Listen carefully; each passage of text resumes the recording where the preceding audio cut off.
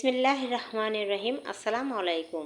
নতুন একটি blog video নিয়ে আপনাদের মাঝে আমি হাজির হয়েছি। আশা করছি আমার এই ভিডিওটি আপনাদের সবারই ভালো লাগবে আর সম্পূর্ণ ভিডিও দেখে যাবেন, কেউ স্কিপ করবেন না। আর স্কিপ করলে কিন্তু কেউ দেখতে পাবেন না। আমি কিভাবে একদিন বাজার না করে আমি একদিনের সংসার চালিয়ে নিই। তো এই যে সকাল সকাল কিন্তু আমি চলে আসছি ছাদ বাগানে। আর আমার এই ছাদ বাগানে কিন্তু কমলি শাক আছে, আপনারা সবাই জানেন। তো আজকে আমি কমলি শাক নিয়ে যাব। আর কিসের জন্য নেব তা তো অবশ্যই আপনাদের আমি বলবো, কারণ একটানা কিন্তু বৃষ্টি হচ্ছে। তো বৃষ্টির মধ্যে কিন্তু বাজারে যাওয়া হচ্ছে না বা পারতেছি না। তো কিভাবে যাব, তো আজকে কিভাবে কি রান্না করি এই চিন্তায় আছি। তো হঠাৎ করে মনে হলো যে আমার তো কমলি শাক আছে, তো আমি কমলি শাক নিয়ে আসি আর কমলি শাক নিয়ে রান্না করব। আর এই কমলি শাক কিন্তু আমি আজকে রান্না করব চিংড়ি মাছ দিয়ে। তো এই যে এখন আমি কমলি শাকটা উঠাতে থাকি, তো আপনারা সবাই আমার পাশে থাকেন। তো আমি কিন্তু এই ছাদ বাগান করেছিলাম বলেই কিন্তু আজকের সংসারটা আমি চালিয়ে নিতে পারলাম। তো আজকে আমার খাওয়ার কোনো চিন্তা করতে হলো না, যে আমার তো ছাদ বাগানে যাই হোক টুকিটাকি করে আমি কিন্তু চলতে পারি দু একদিন।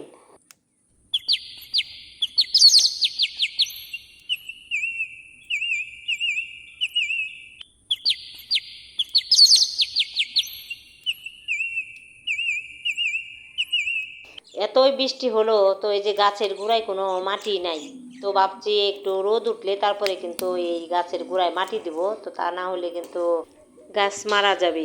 তো এই জন্যই একবার কষ্ট করে এই কমলি শাকগুলো লাগাবেন আর বারবার খাবেন, বুঝছেন দর্শক বন্ধুরা। এতে কিন্তু অনেক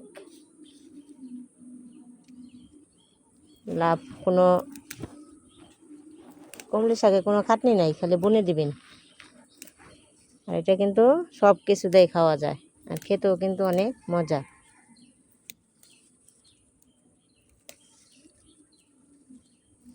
দেখি কাছে দিয়ে একবার সমান করে কাইটা দিয়ে যাবো, আপডাউন হয়েছে সব।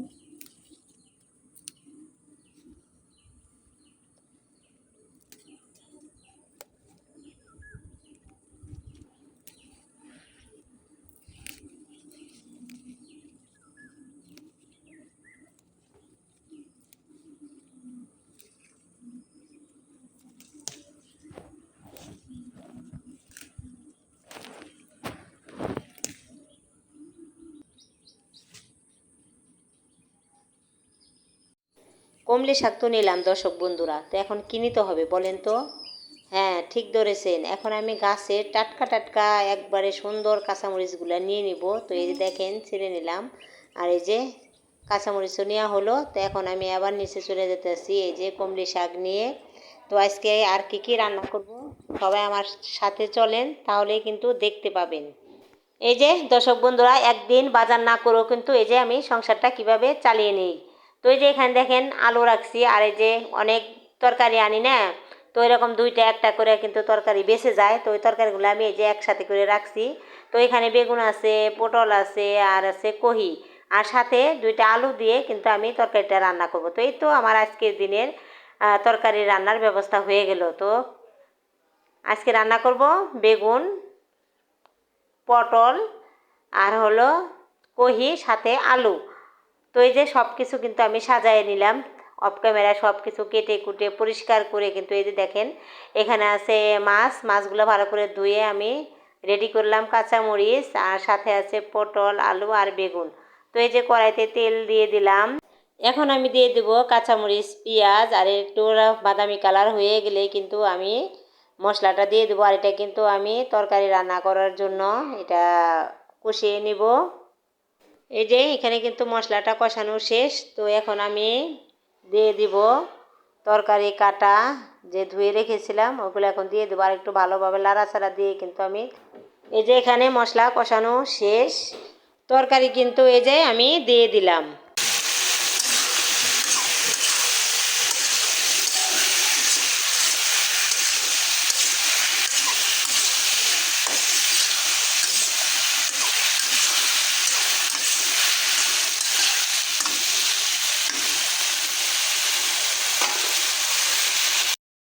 এখন আমি ঢাকনা দিয়ে ঢেকে দিব। আমি কিন্তু আপনাদের মাঝে কিছু কিছু করে শেয়ার করলাম রান্নাটা। তো এই যে রান্নাটা কিন্তু আমার শেষ তরকারি। তো এখন কিন্তু আমি শাক রান্না করব, তাও কি শাক, কমলি শাক। তো এই যে আমি তেল দিয়ে দিলাম, তো এই যে দিয়ে দিলাম তেল, আর এখন দিয়ে দেবো কাঁচামরিচ আর এলো চিংড়ি মাছ। তো এই যে দেখেন সব কিছু কিন্তু আমি রেডি করে রাখছি। তো দিয়ে দিলাম,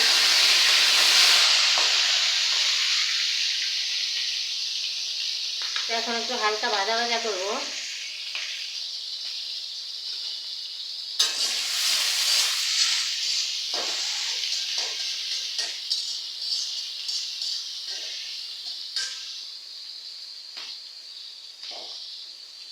আর এখন দিয়ে দিব পরিমাণ মতো লবণ, আর দিয়ে দিব হলুদ মরিচের গুঁড়া। এই যে এখন একটু ভালো করে নাড়াচাড়া দিব, যাতে চিংড়ি মাছের সাথে পেঁয়াজটা ভালো করে মিশে যায়। একটু ভালো করে কষিয়ে নিই, তারপরে কিন্তু আমি দিয়ে দেবো কেটে ধুয়ে রাখা কমলি শাক। তো এটা প্রায় কিন্তু হয়ে গেছে।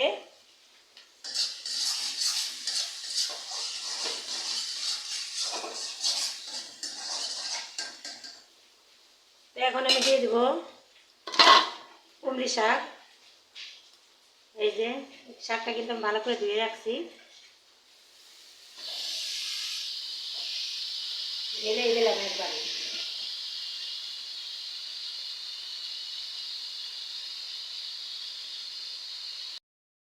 তো এখন আমি ভালো করে নাড়াচাড়া দিব, যাতে মশলার সাথে শাকটা মিশে যায়।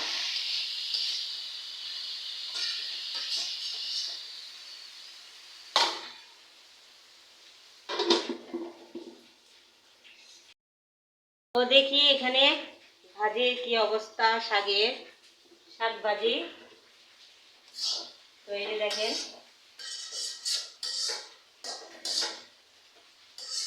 একটু সিদ্ধ হতে থাক।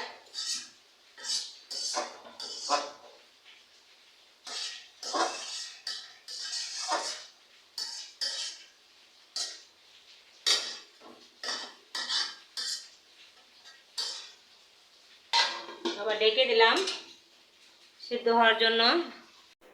এই তো হয়ে গেল আমার শাক ভাজিটা, কমলি শাক চিংড়ি মাছ দিয়ে। তো কেমন হলো সবাই কমেন্টে জানাইবেন।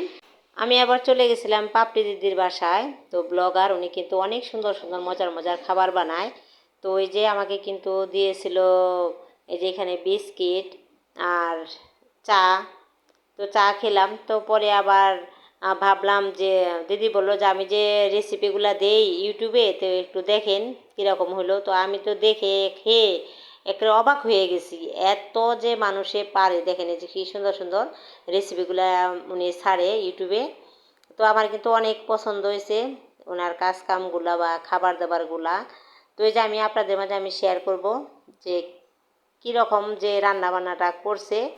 আর ওই পাপড়ি দিদি, তার হাজব্যান্ড, তার ছেলে, তাদের ব্যবহার যে এত ভালো, এত সুন্দরভাবে কথাবার্তা বলে, আর এত আপ্যায়ন। আমার কিন্তু আরও অনেক কিছু খেতে বলছিল, কিন্তু আমি ওই বিকেল টাইম, তো ওই সময় সন্ধ্যা একটু তাড়াতাড়িও, তো তার জন্য কিন্তু আমি আর খাই নাই বেশি কিছু।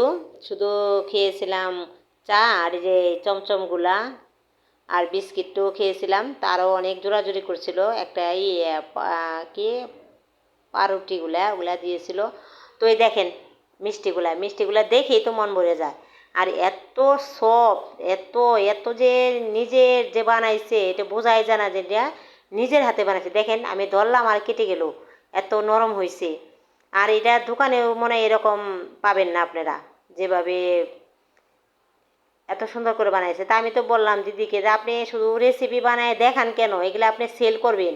তো কথা বলতে বলতে কিন্তু আমি অনেক দূর চলে আসছি। তো ভিডিও আর লং করব না। তো আজকের ভিডিওটি কেমন লাগলো আপনাদের কাছে সবাই কিন্তু কমেন্ট করবেন, আর আমার এই চ্যানেলটিকে সাবস্ক্রাইব করে দিবেন, লাইক কমেন্ট শেয়ার করে দিবেন।